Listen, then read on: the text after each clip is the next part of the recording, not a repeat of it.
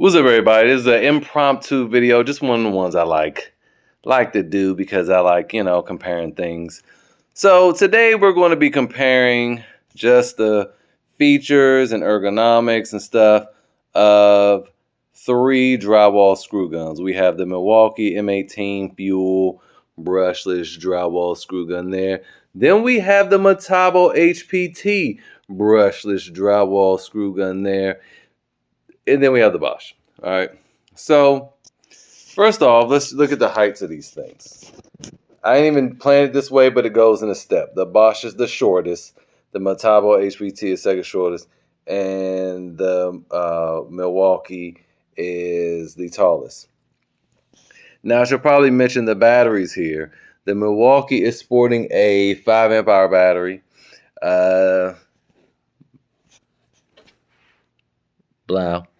The Metabo HPT is sporting a 5 amp hour battery, which is not going to be labeled, but it's you see it's the multi-volt 36 volt 2.5 amp hour battery, which on an 18 volt tool is 5 amp hours.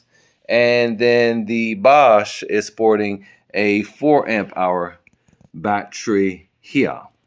Okay, now let's look at the length of these bad boys sticking out.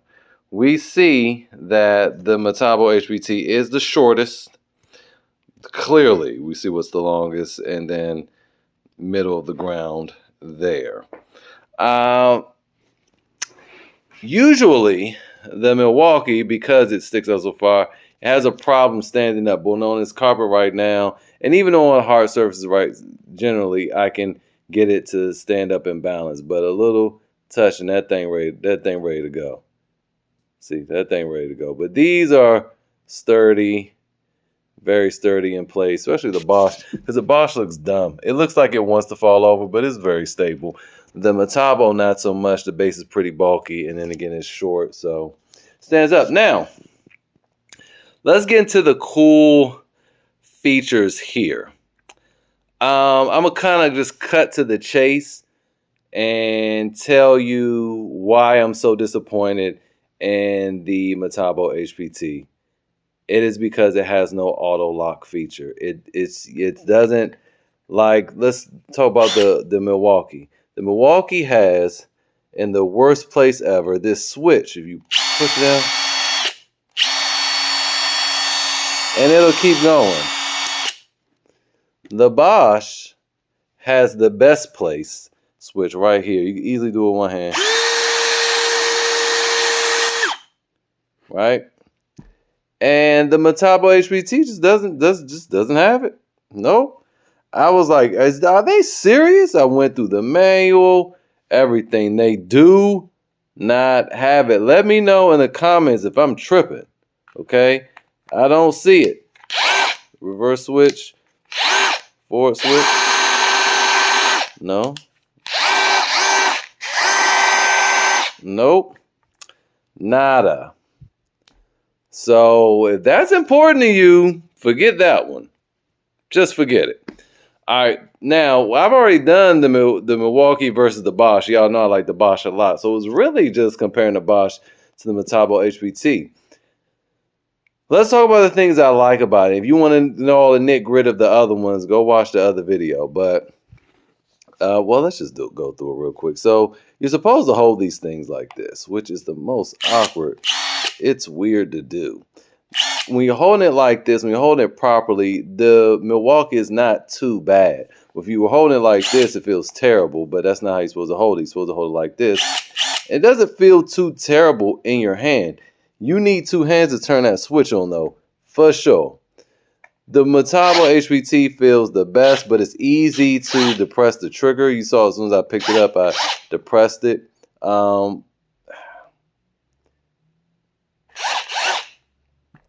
I'm getting fatigued holding that one. I'm going to be honest with you. Shoot, it could have came from this. That thing is heavy as crap.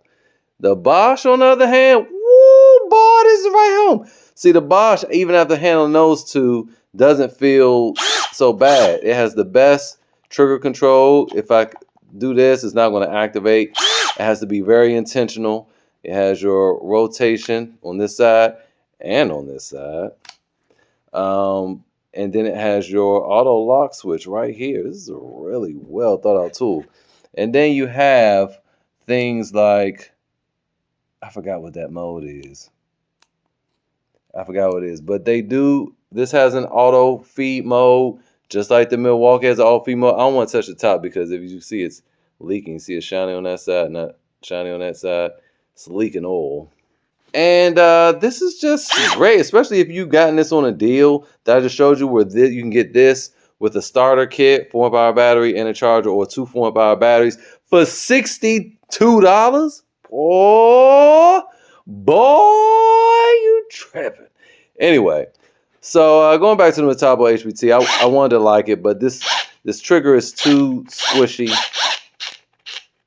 And then sometimes, see that you could depress it a little bit, don't do anything. You pick it up, it's easy to accidentally hit. This, I can grab it quick, and just jostle the thing around. Nothing happened. Did that light up when I touched it? Anyway, so here's the other thing. The Metabo HPT does have a dial down here. That's the pulse mode, which is something none of the other ones have. So it has a pulse mode for delicate touches to make sure the screw is completely flush with the drywall. That was an excellent feature. Why don't you have the auto lock, fool? Why? And then fix your trigger. Even if it had the auto lock and the trigger was still smushy, I would still recommend this because it has a lifetime warranty. We interrupt this regularly scheduled review to say that thing does not have a lifetime warranty, even though Lowe's says it right here, warranty, lifetime warranty gives you peace of mind. Yeah. No. When we go to Metabo HPT website, it tells you down here, warranty, 1 year tool body. Yeah, so with that said, I definitely don't recommend it. I mean, 1 year warranty. What is this? Is this a calculator or something? Because all tools generally have at least a 3-year warranty. Nope, not this. So I guess Metabo HPT is trying to make up for all their lifetime warranties from their drills and impact drivers, because this thing is certainly 1 year. That is just so sad. Then you turn it down here, you're in manual mode. And then you have your auto mode right there. Here's the thing with the auto mode, though. You see when I depress it, nothing happens because you got to push it up against the drywall and it'll go. The thing is, the light. You notice the light went off as soon as I switched to auto mode, right? The LEDs went off. So I push it, it's still on. But when you go to auto mode, that mug goes, it flashes and it goes off. And it only turns on once that mug spins, and then it stops. It doesn't stay on. So that's another weird glitchy thing about this.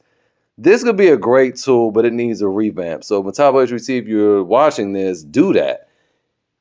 Fix the trigger so it's not so squishy. Add the auto lock mode, and then keep the daggone LEDs on for like 3 seconds or something after the auto mode. And you got a great tool. You got the best tool then. So again, the Milwaukee has your auto start. It's a button down here. Obviously, you see the light stays on, which is preferred. So does the Bosch as well. But anyway, the Bosch is the best. Great trigger control. The Milwaukee's a little too heavy. It's still decent trigger control. It's just heavy. My hands are kind of large. I don't have real long fingers. Kind of large. If you have bigger hands, you might enjoy using this one a lot better. So that's why I would recommend that for. If you're already in a Milwaukee line, you have big hands, this is for you. If you're just getting into something, or you don't have one, I would recommend buying this for the money. $60-something, you're going to have your battery and charger. So what? That'd be your only Bosch tool. It's a good one.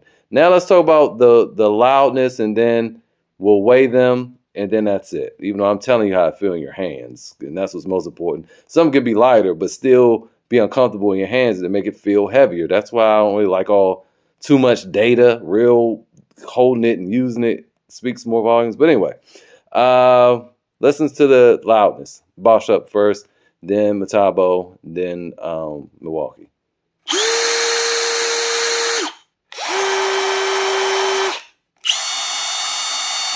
That's quiet as crap. That's a quiet bar right there. That bar is quiet. All right, and now we're going to just weigh them real quick on the scale. All right, so first up is the Bosch with the 4-amp-hour battery. And it is 3 pounds, 6 ounces for the Bosch. Metabo HPT. 3 pounds, 12 ounces. And then lastly, Milwaukee.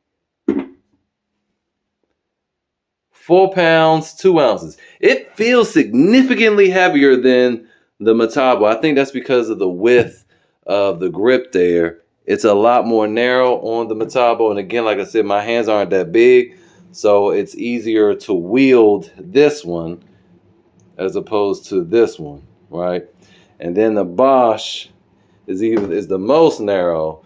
So this one's really great for people with smaller hands. Small and medium hands gonna handle this as well, but you need kind of big hands to handle that Milwaukee. Anyway, hopefully this video was helpful. I like doing videos like this, even though they don't really get a lot of views, but I enjoy them. So see you guys next time.